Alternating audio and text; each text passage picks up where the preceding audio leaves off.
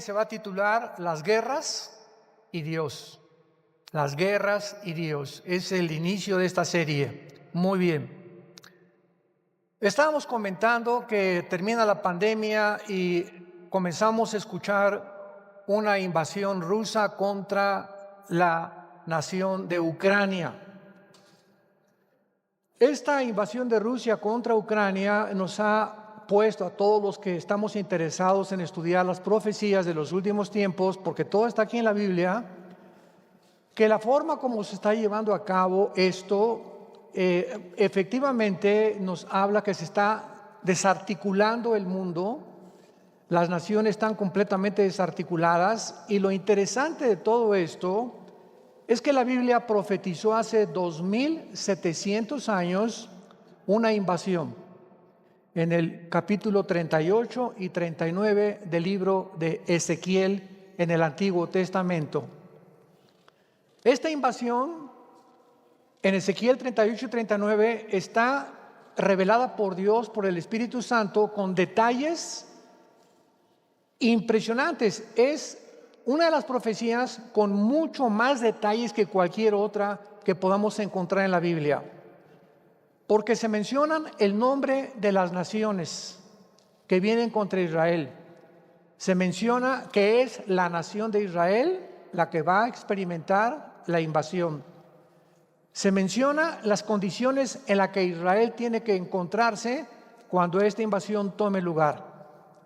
Se menciona una guerra tremenda donde va a ser Dios el que intervenga sobrenaturalmente para terminar y destruir el ejército de Gog y todos los magogitas, que son las naciones que se encuentran exactamente al sur de Rusia, que son Uzbekistán, Kirguistán, Tayikistán, Afganistán, y lo más interesante es que se encuentra Ucrania.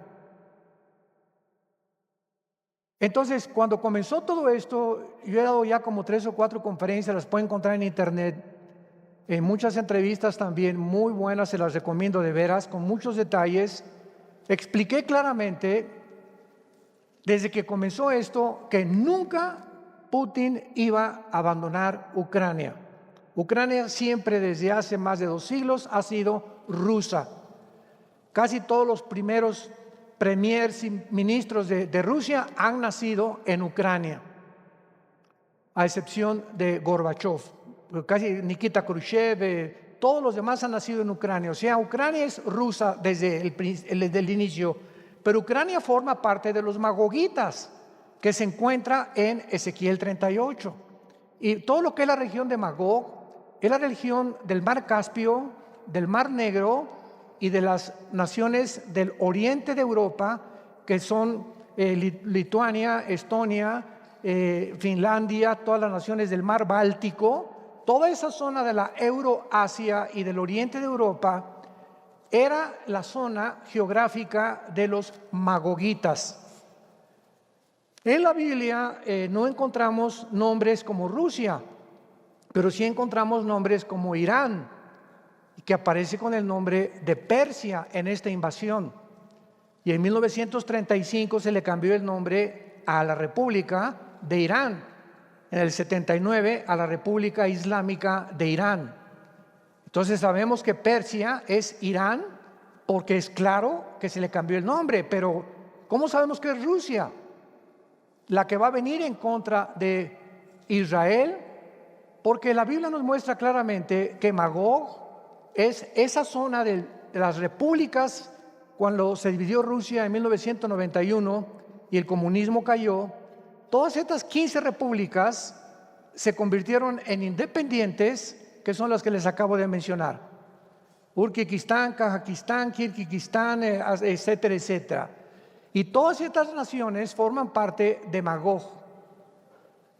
Entonces, el hecho que Putin ahora se haya sentido amenazado por la OTAN, la Organización del Tratado del Atlántico del Norte, que se formó en 1949 para evitar el comunismo en Europa, y el hecho que la OTAN no haya respetado anteriormente el tratado que hizo en el Pacto de Varsovia, y el cual confirmó Gorbachev, de que la OTAN no iba a avanzar ya hacia las naciones del Oriente cercanas a Rusia, hizo que este presidente de Rusia se sintiera amenazado. Mandó 125,000 soldados para rodear Ucrania, porque si ponía la OTAN, que es el ejército de Europa, si la OTAN y Europa ponían misiles apuntando a Moscú en Ucrania, llegaba el fin de Rusia. Y es exactamente como si escucháramos que Rusia pone misiles en México, en Puerto Rico y en Cuba apuntando a Estados Unidos. Estados Unidos no se va a quedar cruzado de brazos, va a reaccionar. ¿Por qué? Porque se sentiría amenazado, ya que un misil apuntando a Rusia no tardaría más que 4 minutos en destruir completamente 5 ciudades de Rusia. Entonces hay un conflicto de intereses y de la perspectiva tanto geopolítica como militar, como también desde el punto de vista social. Pero este hecho de que ya nos encontremos en este punto de la historia, donde ya las naciones de esta futura invasión están ya perfilándose para poder realmente llegar a Israel, y ahora que Estados Unidos ya no puede conseguir el petróleo de Rusia, ni Europa tampoco, ni el gas, ni los fertilizantes, ni el grano que Rusia provee a Europa, increíble que el nuevo gobierno de Estados Unidos le esté pidiendo ayuda a Venezuela y le esté pidiendo ayuda a Irán para que puedan suplir el gas y el petróleo que ya Rusia no puede proveer. Entonces, al unirse a Estados Unidos y renovar el pacto que había el expresidente Trump hecho con Irán, de que no se les iba a permitir continuar produciendo el uranio 35 en las centrifugadoras para la bomba atómica, el nuevo presidente de Estados Unidos, Joe Biden, acaba de declarar que él quiere renovar este pacto para hacerlo favorable y descongelar los millones de billones de dólares que habían congelado a Irán para que no continuara construyendo la bomba atómica. ¿Qué nos habla esto? Que Irán ahora va a estar fortalecido. Irán es el lugar geográfico que produce más terrorismo en el mundo. El más grande grupo terrorista es Hezbollah. Hamas, los yudis y todos aquellos que forman parte alrededor, que sostiene Irán, que se encuentran en el Líbano. Por eso el Líbano ahorita está quebrando económicamente de una forma tremenda. Y ahora todos estos grupos terroristas aunados con Afganistán, que está casi en frontera con Rusia, que son los talibanes, Al-Qaeda e ISIS, se encuentran controlando el Medio Oriente y no tardan en apoderarse y de entrar a la nación de Israel. El foco central es Israel, es el centro de las profecías en la Biblia. Y no porque los judíos sean mejores que los árabes, porque los dos son semitas. Simplemente Dios escogió un pueblo geográficamente para que al llegar a la época que estamos viviendo, los ojos del mundo se concentraran y se fijaran en este lugar geográfico que es Israel, y nosotros supiéramos que nos encontramos en los últimos tiempos. ¿Cuál es la razón por la cual desde que Caín mató a Abel, de acuerdo al Instituto para la Investigación de la Paz, en Estocolmo, Suecia, de los casi 6,000 años de historia que llevamos, han habido 25 años de paz? En 6,000 años de historia, la raza humana no ha experimentado más que 25 años de paz. O sea, toda la historia humana son guerras, revoluciones, tribu contra tribu, nación contra nación. Llegamos al siglo XX que 2 guerras mundiales, pero la historia humana se encuentra completamente llena de guerras unos contra otros, blancos contra negros, judíos contra árabes, italianos contra franceses, ingleses contra australianos, Y el problema es el siguiente, y es el que quiero tratar. ¿Qué le pasa al ser humano? ¿Cuál es la razón? Imaginemos que viene un extraterrestre de Marte y se asoma a la Tierra y nos ve a través de la historia como perros y gatos, matándonos unos a otros continuamente, con una violencia impresionante. O sea, ¿por qué no podemos en este planeta vivir juntos? Este problema va mucho más allá de lo social, de lo psicológico, porque a través del tiempo la historia nos muestra que ha habido personajes, como los voy a mencionar, que han tratado de poder diagnosticar cuál es el problema del ser humano por lo cual no podemos vivir en paz. Teniendo un mundo tan hermoso, las cataratas del Niágara, México siendo una nación preciosa en minerales, en playas, en turismo, naciones en Europa como la Riviera Francesa, Italia hermosísima con todo. ¿Por qué no podemos vivir en un mundo donde todos pudiéramos disfrutar, cada nación vivir en paz y colaborar unos con otros? Pero tiene que llegar el punto en el que si Cristo no interviene, dice la Biblia, que acabaríamos autodestruyéndonos. Entonces vamos a partir de este punto. La Biblia, este maravilloso libro que tengo en mis manos, diagnostica al ser humano como un ser autodestructivo.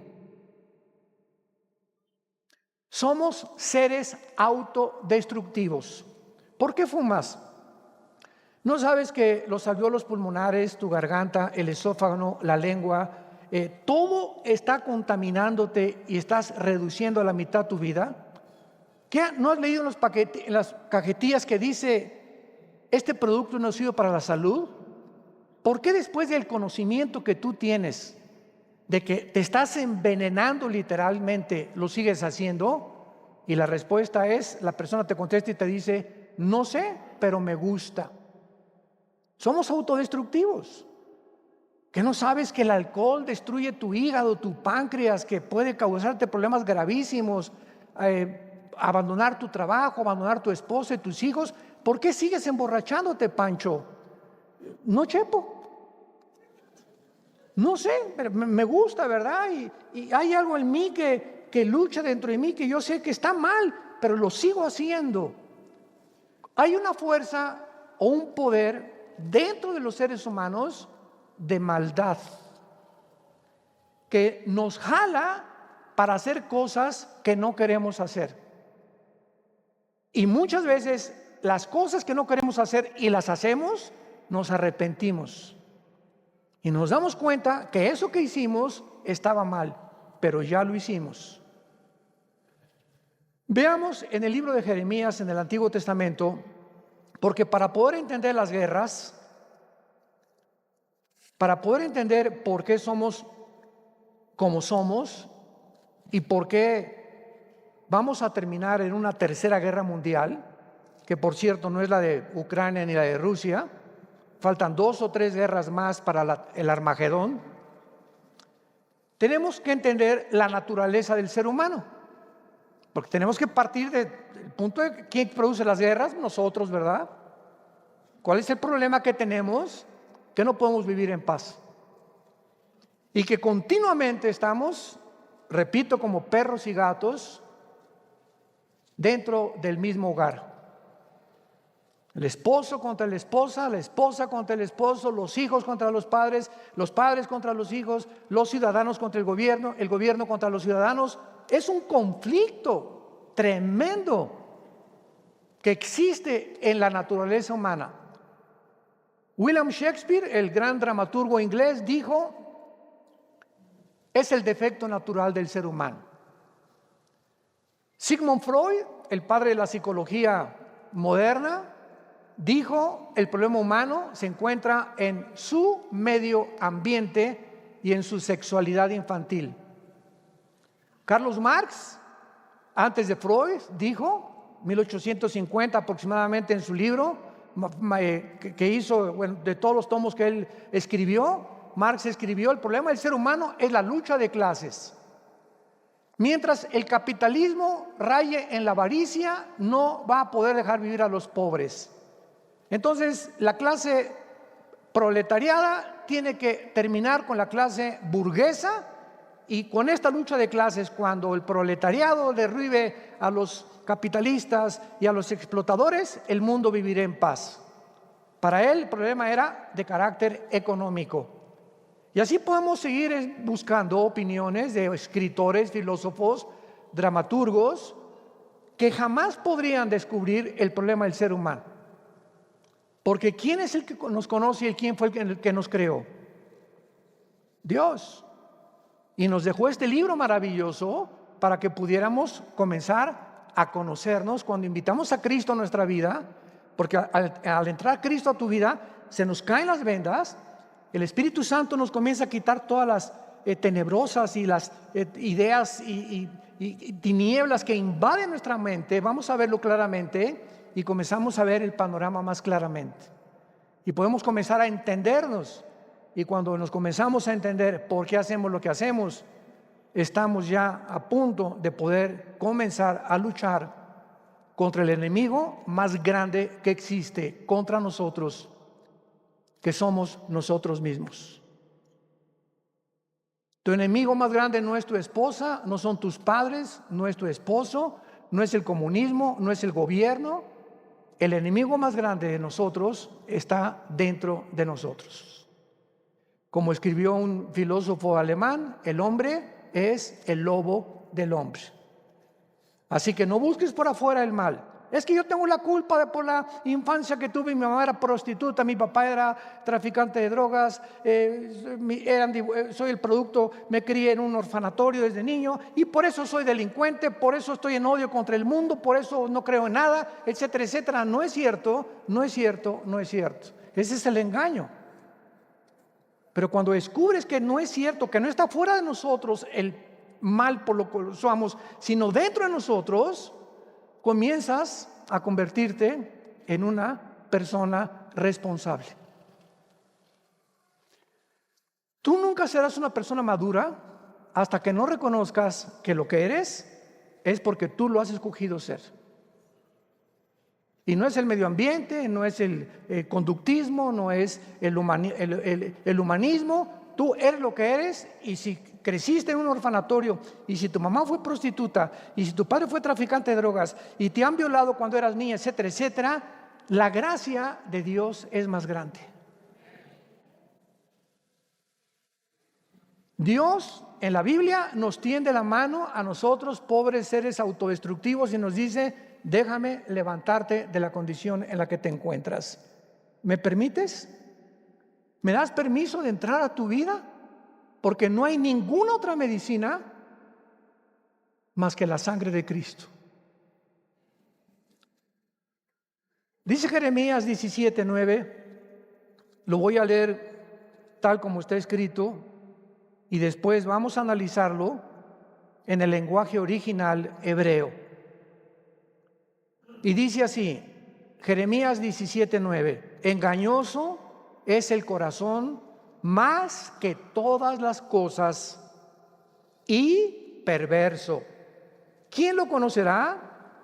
Yo, Jehová, que escudriño la mente, que pruebo el corazón, para dar a cada uno según su camino, según el fruto de sus obras. Cuando nosotros venimos a las palabras originales en el hebreo, encontramos una revelación impresionante, porque en el hebreo cada palabra tiene aproximadamente 4, 5, hasta 6, 7 sinónimos. Por ejemplo, la palabra shalom significa paz, estabilidad, seguridad, bienestar. Abarca un espectro de características que cuando decimos paz, pues no sabemos más que qué es paz, ¿verdad? Pues estar quieto. O no meterme con nadie, estar en paz, ¿no? Pero cuando ya entramos al original y estudiamos la Biblia, que es maravillosa, descubrimos como lo que vamos a descubrir ahorita. A los que les interese, apunten lo siguiente. La palabra engañoso es la palabra griega Akov, A-Q-O-B de Víctor, Akov, engañoso, que significa chueco o torcido. Se van a sorprender después todo lo que dice aquí.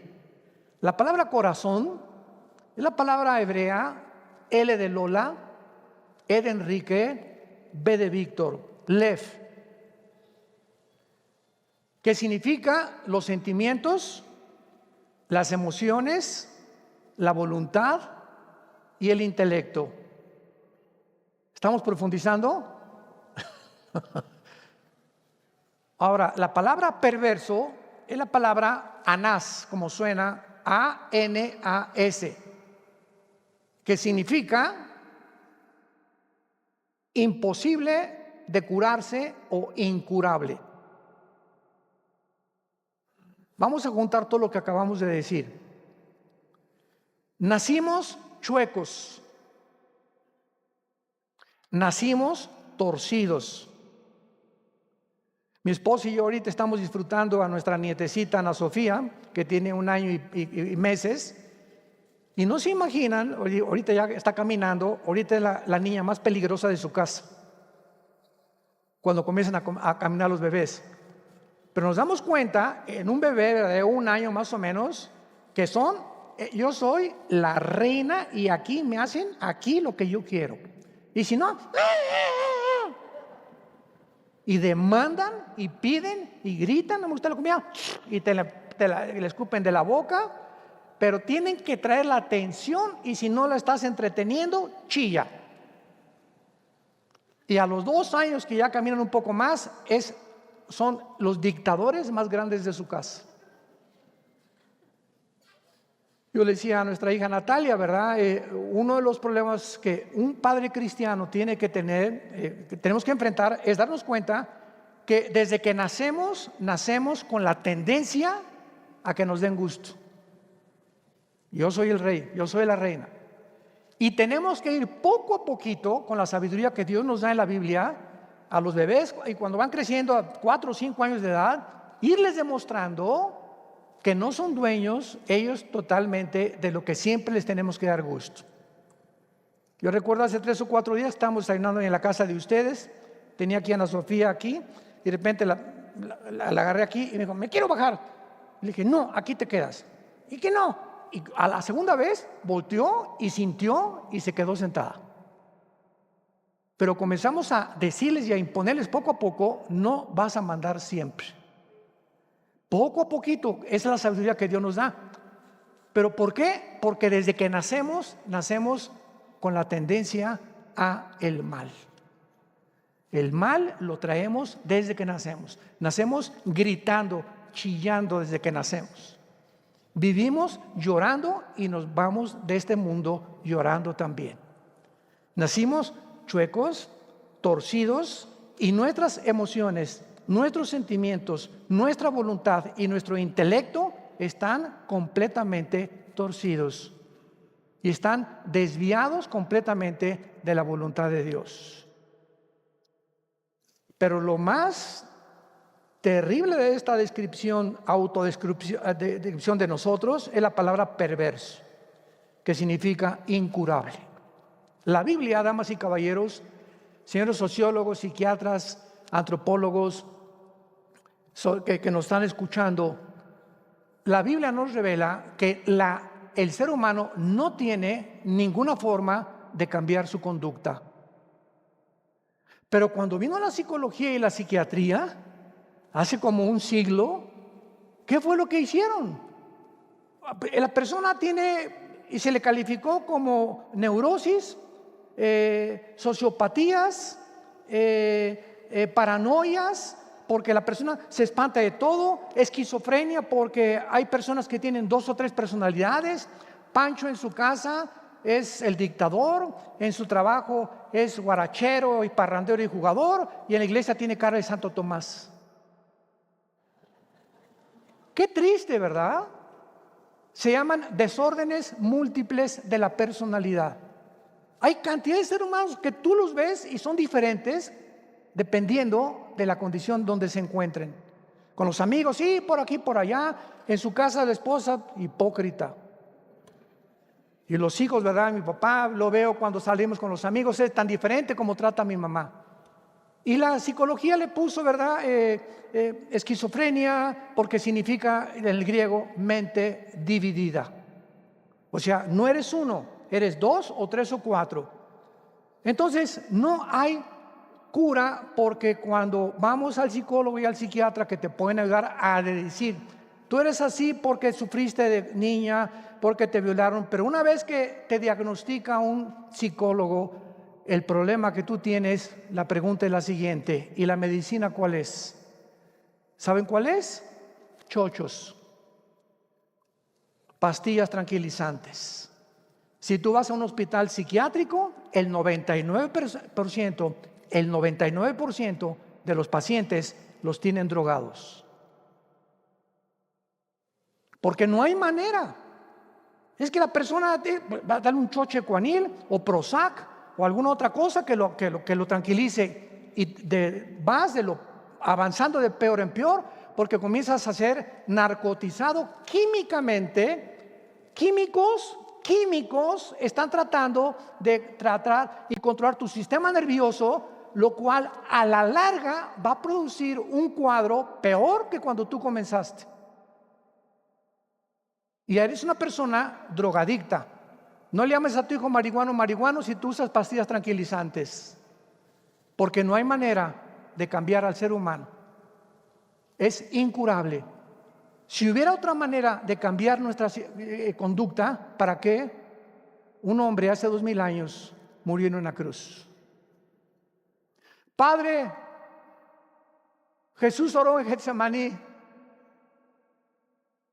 pasa de mí esta copa. ¿Hay alguna otra manera, Padre? ¿Hay alguna otra manera en que se pueda tratar al ser humano, en que tú lo puedas salvar? Mira, diles que se porten bien, que cada quien vaya a la iglesia que quiera, que cada quien tenga una religión, que hagan lo mejor que puedan. Pero ¿por qué tengo yo que morir? Si hay otra manera, Señor, hijo, le contestó el padre, no hay otra manera.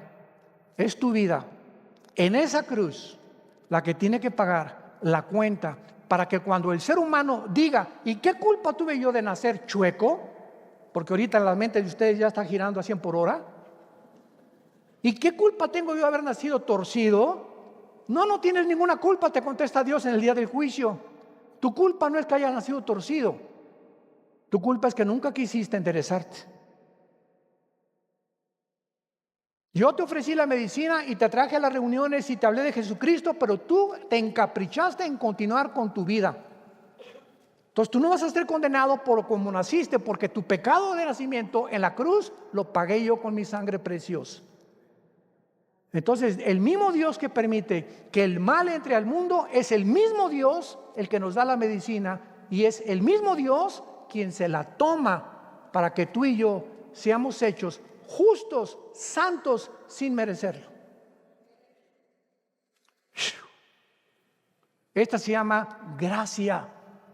La gracia de Dios, que siendo pecadores inmundos, autodestructivos, llega Jesús a mi vida y toma mis pecados y los pone en esa cruz y me dice, ahora Jesús, me dice, ahora Armando, simplemente sígueme. Yo soy el camino, yo soy la verdad, yo soy la vida. Y puesto dentro de ti el Espíritu Santo, que es el que te va a dar el poder de seguirme, porque es difícil seguirme. Ese fue el error del catolicismo romano, tratar de seguir a un Jesús imaginario de ellos por sus propios esfuerzos. ¿Y qué hacían? Pues agarraban la penca, ¿verdad? Y chicotazos, y soy un pecador, esto y el otro, dormí en una cama de piedra, no voy a tener dinero, voy a vender todo. Tratar de hacer algo para ser aceptados por Dios. Y la Biblia dice, en la cruz Dios lo hizo todo.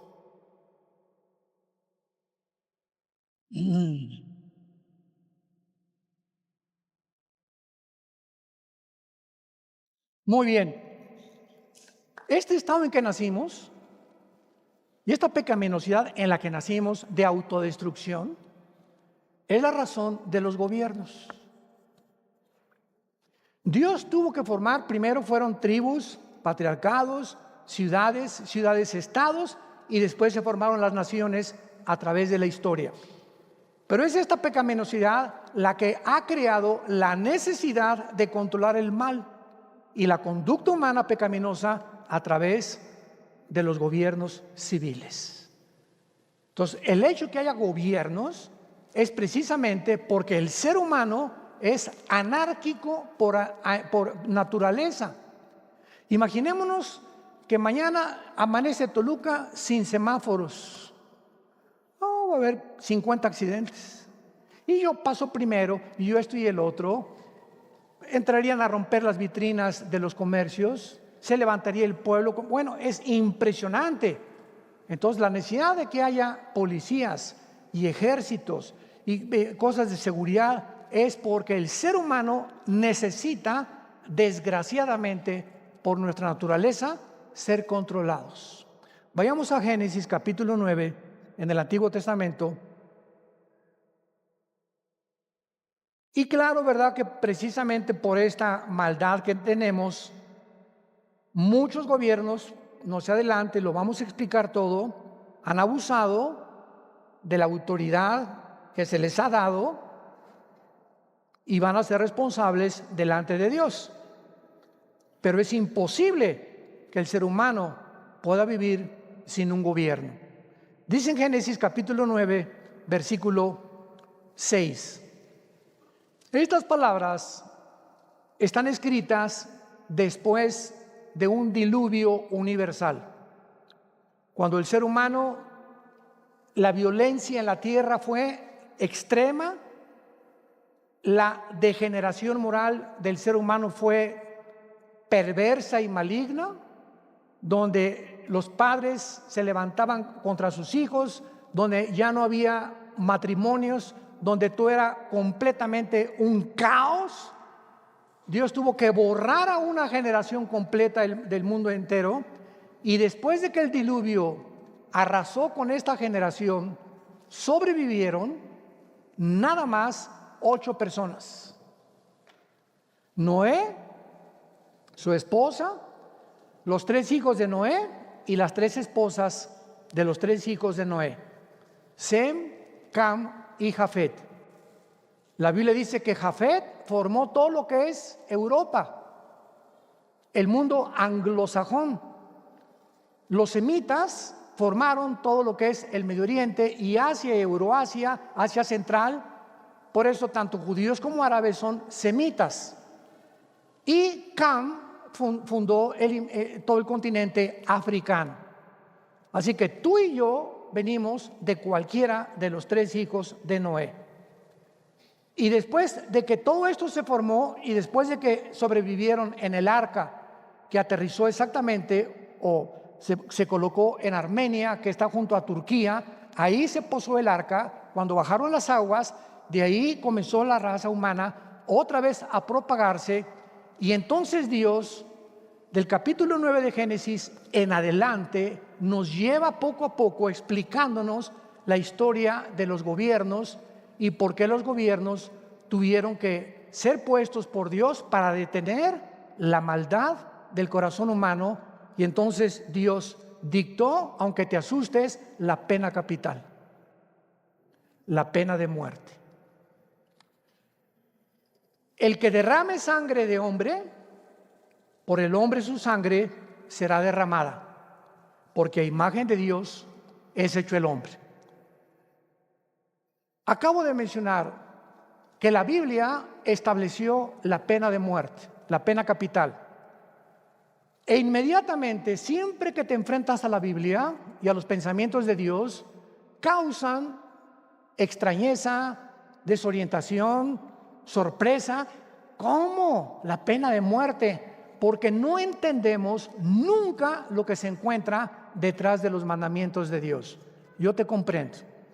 Yo cuando oí esto también, la pena de muerte, Dios, sí, Dios estableció la pena de muerte, y les voy a decir la razón y lo vas a entender. Las cárceles no existen en la Biblia, en el Antiguo Testamento. Tú agarras a un delincuente, al pitirijas tuercas, entró a tu casa, se metió a tu casa, se lleva a la televisión y mata a tu hijo, o mata a tu hija, o viola a tu esposa. El pitirigas tuercas, viene la policía y entonces lo mete a una cárcel. ¿A ti en qué te beneficia? Porque ni la televisión te devolvieron. Lo que te robaron de dinero tampoco lo vas a recobrar jamás. Y tú crees, escúchame esto, que 75 años u 80 años que es verdad lo máximo que se le puede dar a una persona a condenar, aunque ahí pasan de 300, 400 años, ¿tú crees que eso va a compensar la vida de tu esposa? Aunque estuviera 500 años, nunca la vida del pitirijas podría compensar la vida de mi esposa más que su propia vida.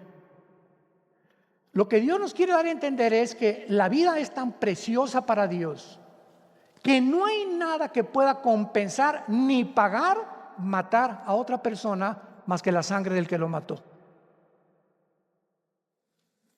Ni 80 años de cárcel pueden ser suficientes para compensar la vida y la sangre que fue derramada.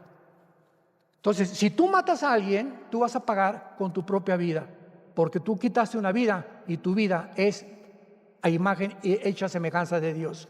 Es lo único que puede compensar, para que ustedes lo entiendan, el valor tan grande de la vida humana delante de Dios. ¿Por qué a través de los tiempos la pena de muerte fue claramente sacada de muchos lados? Porque vinieron gobiernos voraces que hacían cacería de brujas, aprovechaban la pena de muerte para vengarse de todos sus enemigos, comenzando con el Vaticano. El Vaticano, ¿verdad? Llegó el momento en que tenía el control de Europa por 18 siglos y mandó una orden, salió el Vaticano a Torquemada en España, que todas las personas que no aceptaran que la iglesia es la única y que es Roma la que perdona pecados, a la hoguera. Pero no solamente a la hoguera, sino que los torturaban, los abrían de piernas, los arrastraban en caballos, les quemaban el pelo a las mujeres, les quemaban los senos. Todas estas cosas que, bueno, no se pueden ni siquiera mencionar, cámaras con clavos donde los iban metiendo poco a poquito. Todos estos horrores simplemente porque una organización religiosa se adjudicó el derecho de que tú tienes que seguirme y yo solamente te puedo perdonar a costa de tu vida.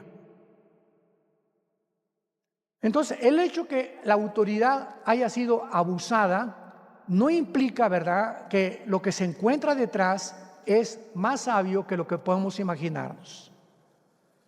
En Texas, por ejemplo, el estado de Texas y Florida, donde hay pena de muerte todavía, ninguna persona se atreve a matar a un policía. Y si lo hacen, lo piensan 5 veces antes.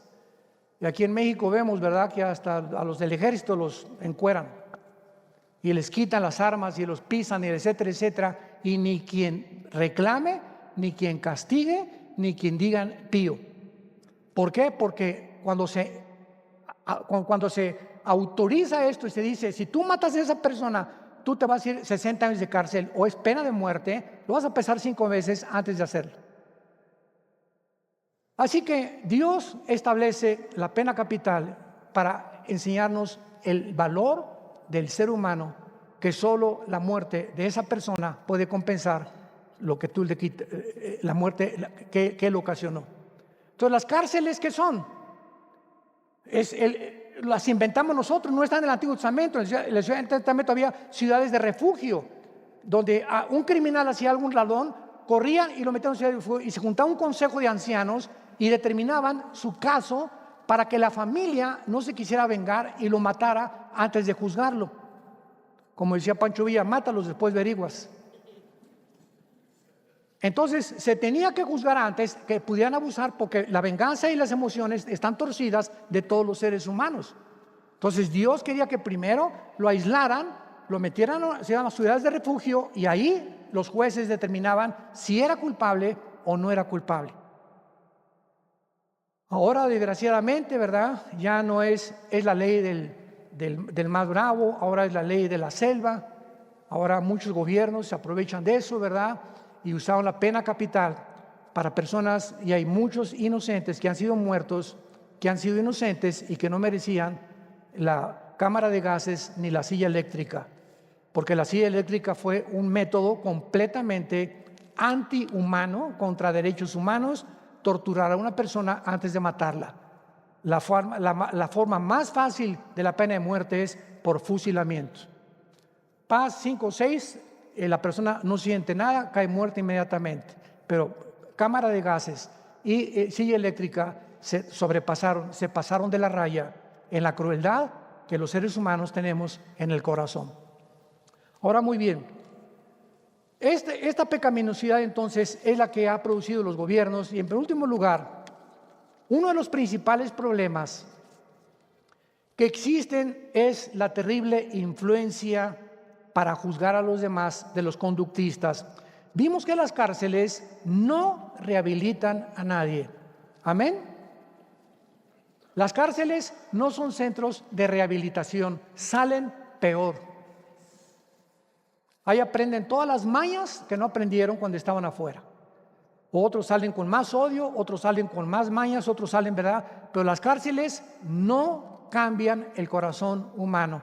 Otra vez, es incurable el ser humano. Ni una cárcel, ni una institución, ni ninguna sociedad de beneficencia puede cambiar al ser humano. Tú llévalo al psicólogo, no lo pueden cambiar, acabará enchochado, o el psiquiatra enchochado, etcétera, etcétera. No hay nada que cambie al ser humano más que la cruz. La cruz de Cristo, que se nos ofrece todos los días y nos habla todos los días Dios diciéndonos: vengan a mí, los que están cargados y trabajados, que yo los haré descansar. Entonces, sustituyendo y desconociendo la horrible condición en la que nacimos y en la que vivimos, se han desarrollado métodos, pues que psicología, marihuanos anónimos, alcohólicos anónimos, psicóticos anónimos, etcétera, etcétera, los conductistas, evolucionistas y humanistas. Los evolucionistas enseñan que nuestra conducta está determinada genéticamente y que tú eres como tú eres porque traes genes de tus abuelos. Si tu abuelo fue criminal, tú eres criminal. Y genéticamente tú no eres responsable porque has heredado ese crimen o esas ganas de matar de tus antepasados. Ese es el conductismo que se maneja dentro de la psicología. Los evolucionistas dicen que también estás determinado genéticamente, pero que está determinado por el medio ambiente. Lee Harvey Oswald mató al presidente Kennedy en 1963.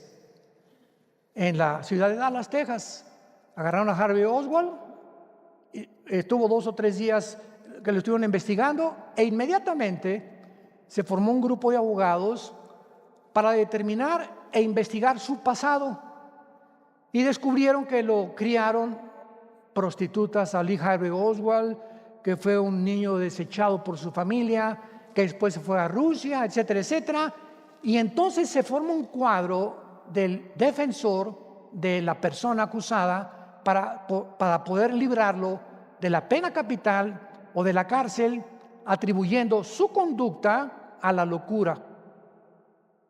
En lugar de la cárcel, determinamos que está loco y probamos que está loco, y que es el resultado de su medio ambiente. Se escapa de la cárcel, de la muerte, y se va a un hospital psiquiátrico de por vida, y ahí lo drogan hasta que se muera.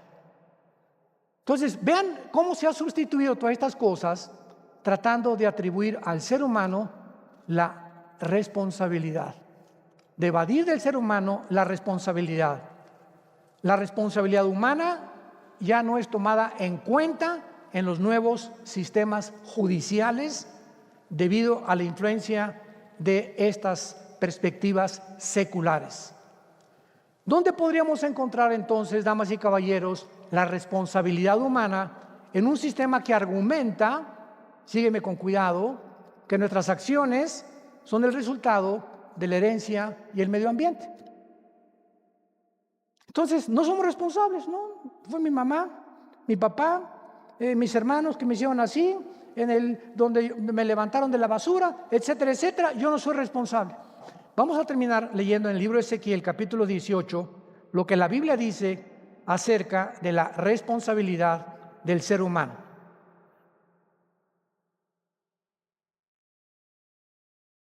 El ser humano, de acuerdo a la Biblia, tú y yo somos responsables de nuestra conducta. Ni tu papá, ni tu mamá, dime lo que quieras de tu papá, dime lo que quieras de tu mamá, dime lo que quieras si te violaron cuando eras niña, cuando eras joven. Somos delante de Dios individualmente responsables. Y cuando estemos en el día del juicio, porque vamos a ser juzgados los seres humanos por Dios, nadie podrá decirle a Dios: lo que hice fue por mi mamá, por mi papá, mis hermanos, el que me violó. Todas esas personas influyeron en mi carácter, influyeron en mi personalidad, por lo cual las acciones que yo cometí, soy libre de toda responsabilidad. Y ya Dios decía en el libro de Ezequiel, capítulo 18, versículo 14: pero si alguien engendra un hijo, el cual viere todos los pecados que su padre hizo, y viéndolos no hiciere según ellos, nos brincamos al versículo 17, apartare su mano del pobre, interés y usura no recibiere, guardare mis decretos y anduviere mis ordenanzas, este no morirá por la maldad de su padre, y de cierto vivirá. Versículo 20, el alma que pecare, esa morirá. El hijo no llevará el pecado del padre, ni el padre llevará el pecado del hijo. La justicia del justo será sobre él, y la impiedad del impío será sobre él. Nunca, jamás le eches la culpa a nadie, ni a tu papá, ni a tu mamá, ni a tus hijos, ni a tu maestro, ni al gobierno, ni a nadie por ser como eres. Porque entonces no eres responsable, eres víctima de las circunstancias. Dice la Biblia que cuando un padre es malo, cuando la mamá es mala, no heredamos el castigo. Podemos heredar, si tu papá fue diabético, la diabetes, problemas del corazón, puedes heredar brujería si tu mamá fue bruja, puede haber un espíritu que esté operando a través del hipnotismo contigo, leyendo las cartas, etcétera, etcétera. Pero el castigo por eso no lo llevas. Recibes la herencia, pero no el castigo. Si tú recibes la maldición de tu padre o de tu madre porque fue bruja, y tú tienes espíritus que operaron en tu madre en la brujería, tú eres libre ahora de decirle a esos espíritus: quiero ser libre, te recibo, Jesús, en mi corazón. ¿Te das cuenta? Mi mamá fue prostituta, yo no voy a seguir los pasos de mi mamá. Mi papá fue de lo peor, golpeaba a mi mamá enfrente a nosotros, etcétera, etcétera. Yo no quiero con mi matrimonio ser igual que mi papá, ni ser macho camacho como mi papá lo fue con mi mamá. Señor Jesús, ayúdame, quiero cambiar. A eso vino Jesús, a cambiarnos, a transformar, a revolucionar nuestra vida, a decirnos que su sangre nos limpia de todo pecado. Te damos gracias, Señor, en esta mañana por tu palabra bendita, que lámpara es a nuestros pies, lumbrero a nuestro camino. Gracias, Señor, porque necesitamos la sangre preciosa de Jesús, que nos limpia de todo pecado. La Biblia te dice en esta tarde que si tus pecados fueran como el carbón, y tú le dijeras a Dios esta mañana: Señor, he matado a 30 personas, he tenido 8 abortos, maté a mi padre y a mi madre, maté a un hijo. No importa, dice Dios, el pecado tan horrible que me puedas mencionar. Quiero darte una muy buena noticia. Si tú murieras, te irías al infierno. No cabe la menor duda. Pero ahora que mi hijo murió en la cruz, te ofrece que eso que ibas a pagar en el infierno, esas muertes, esos homicidios, esos abortos, esos latrocinios, ese degeneramiento sexual que has llevado en tu vida, en la cruz, mi hijo lo pagó en tu lugar. Y ahora yo te ofrezco, porque te lo regalo, no te cuesta nada, te lo regalo, que tú seas la persona que yo quiero que tú seas, simplemente abriendo tu corazón y diciéndome: Señor, ten piedad de mí, miserable pecador. Reconoce que me has ofendido, reconoce que tus maldades te pueden llevar al infierno si te mueres, y acepta el regalo de la gracia de mi Hijo Jesucristo en tu lugar. Y en este momento dile: Señor, perdóname. Tú conoces mi vida y todo lo que he hecho en mi pasado, pero ahora creo que en esa cruz tu Hijo Jesucristo pagó una cuenta que yo merecía pagar. En mi lugar la pagó Él con su sangre, con su vida, para que de esta manera yo pueda recordar que de tal manera, tan grande manera me has amado, que diste tu vida en mi lugar. Siendo yo un pecador, una pecadora miserable, que no merecía nada más que la condenación eterna, me levantas y me haces un trofeo de tu gracia para ahora comunicarle al mundo mi testimonio, que hay perdón en la sangre del Hijo de Dios, en quien oramos y te damos las gracias.